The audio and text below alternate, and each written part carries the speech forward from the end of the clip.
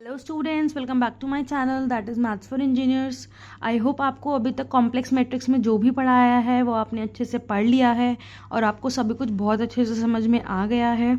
अगर आप आज मेरे चैनल पर पहली बार आए हो तो सब्सक्राइब करना ना भूलें और ऊपर टॉप राइट कॉर्नर में आपको सभी प्रीवियस वीडियोज़ के लिंक मिल जाएंगे। आज की इस वीडियो में हम डिस्कस करेंगे स्क्यू हर्मिशियन मैट्रिक्स का एक क्वेश्चन। बहुत इंटरेस्टिंग क्वेश्चन है, बहुत इजी क्वेश्चन है। अगर आपने अच्छे से पढ़ लिया है कि स्क्यू हर्मिशियन मैट्रिक्स क्या होता है तो ये क्वेश्चन आपको बहुत आसानी से समझ में आ जाएगा। तो चलिए शुरू करते हैं। क्या कह रहा है क्वेश्चन में? Show that A is Hermitian and A iota is skew Hermitian. क्या मतलब? ए हर्मिशियन दिखाने का मतलब है कि जो मुझे ए मैट्रिक्स गिवन है, सबसे पहले तो इट इज़ एविडेंट कि ये कॉम्प्लेक्स मैट्रिक्स है। हर्मिशियन दिखाने का मतलब है मुझे इसका ट्रांजुगेट निकालना है और ट्रांजुगेट जो निकलेगा वो ओरिजिनल मैट्रिक्स ए के इक्वल आना चाहिए। तो चलो पहले इसी को सॉल्व कर लेते हैं। सबसे पहले मैंने निकाला है ए का कॉन्जुगेट, यानी कि इस मैट्रिक्स में जहां जहां भी इमेजिनरी पार्ट है उसका साइन मैं चेंज करके यहाँ पर लिख दूंगी। यहाँ 5 + 2i था तो यहाँ 5 - 2i हो गया। यहाँ 5 - 2i था तो यहाँ पर 5 + 2i हो गया। यहाँ -4i था तो 4i हो गया और यहाँ 4i था, यहाँ -4i हो गया। ठीक है, अब हम क्या करेंगे? अब हम इसका निकाल देंगे ट्रांसपोज, यानी कि ए बार का डैश, यानी कि ये रो कॉलम में ट्रांसफॉर्म हो जाएगी, सेकेंड रो सेकेंड कॉलम में, थर्ड रो थर्ड कॉलम में। अब चेक करो क्या ये और ये दोनों इक्वल आ रहा है? बिल्कुल इक्वल आ रहा है। क्योंकि ये दोनों इक्वल आ रहे हैं it means A star is equal to A and A is the Hermitian matrix. आगे क्वेश्चन में क्या बोला है कि ए आयोटा बताओ, ए आयोटा स्क्यू हर्मिशियन है या नहीं। ए आयोटा को निकालने के लिए हम क्या करेंगे? पहले मुझे ए में आयोटा की मल्टीप्लाई करनी पड़ेगी। हमें पता है कि अगर हम किसी भी मैट्रिक्स में किसी भी स्केलर का मल्टीप्लाई करते हैं तो हर एक एलिमेंट में मल्टीप्लाई किया जाता है, यानी कि इस आयोटा का मल्टीप्लाई इस मैट्रिक्स के हर एक एलिमेंट में करना पड़ेगा। यहाँ क्या हो गया? 3i, यहाँ 5i - 2i², यहाँ -3i, यहाँ 5i + 2i², यहाँ 7i हो गया, यहाँ -4i² हो गया, यहाँ -3i, यहाँ 4i² और यहाँ 5i, यानी कि हर एक एलिमेंट में मैंने आयोटा का मल्टीप्लाई कर दिया।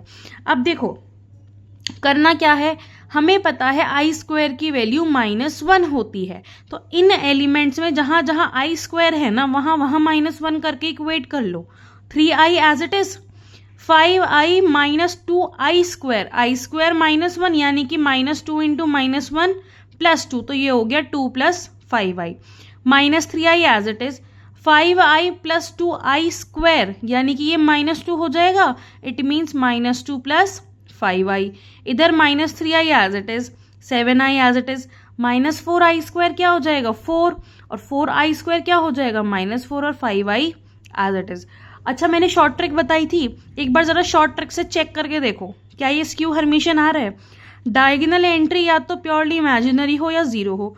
आयोटा आयोटा आयोटा, यानी कि ये प्योरली इमेजिनरी है।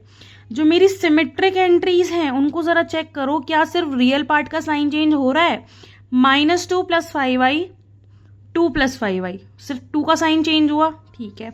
-3i एज इट इज आएगा, इमेजिनरी का चेंज नहीं करना ना। -4 + 4, it means by short trick क्या दिख गया कि ये है।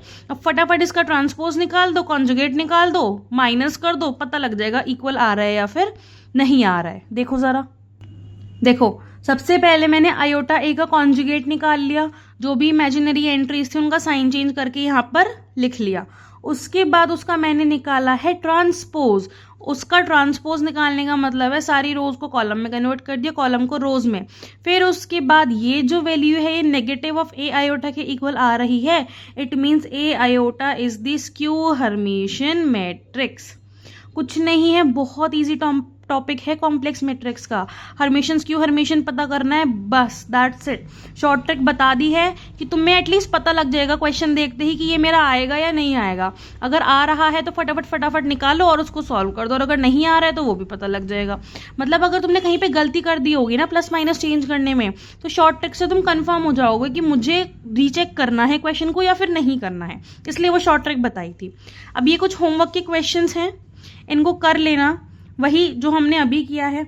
चेक करना है कि ए हर्मिशन है या नहीं और आई ए स्क्यू हर्मिशन है या नहीं। सिंपली चाहो तो पहले डायरेक्टली उस तरीके से चेक करो जो बताया है शॉर्ट ट्रिक, उससे तुम्हें पता लग जाएगा, क्लैरिटी मिल जाएगी तुम्हारा फाइनल आंसर क्या आएगा, तो तुम कैलकुलेशन और जल्दी कर लोगे और आसानी से कर लोगे। ठीक है, अगर आ रहा है तो लिख दो येस इट इज, और अगर नहीं आ रहा है तो लिख दो नो इट इज नॉट। ये करना है। ठीक है, हर्मिशन और स्क्यू हर्मिशन में इतना ही है। इसके बाद अब हम नेक्स्ट वीडियो में डिस्कस करेंगे यूनिटरी मैट्रिक्स क्या होता है। वो भी बहुत इजी है, चीज़ें यही समय ट्रांजुगेट निकालना है, बस एक अलग कंडीशन को सेटिस्फाई करेगा मैट्रिक्स ए और उसका ट्रांजुगेट। तो नेक्स्ट वीडियो में हम डिस्कस करेंगे यूनिटरी मैट्रिक्स क्या होता है और उसके आगे डिस्कस करेंगे उसके एग्जाम्पल्स। उसके बाद कुछ वीडियोस में ये टॉपिक तुम्हारा खत्म हो जाएगा। इसके बाद हम शुरू करेंगे linear dependence and independence of vectors. तो तब तक के लिए पढ़ते रहो, मस्त रहो, क्वेश्चंस को सॉल्व करो। जो भी डाउट्स हो या तो मेल कर दो या कमेंट सेक्शन में बता दो, हम डाउट्स की एक अलग से वीडियो निकाल देंगे या फिर हम लाइव पर उसको डिस्कस कर लेंगे। तो आई होप आपको आज का वीडियो पसंद आया हो। अगर वीडियो पसंद आए तो लाइक करें, शेयर करें, सब्सक्राइब करें और कमेंट करके ज़रूर बताएं कि आपको वीडियो कैसा लगा। तब तक के लिए मिलते हैं नेक्स्ट वीडियो में। Thank you.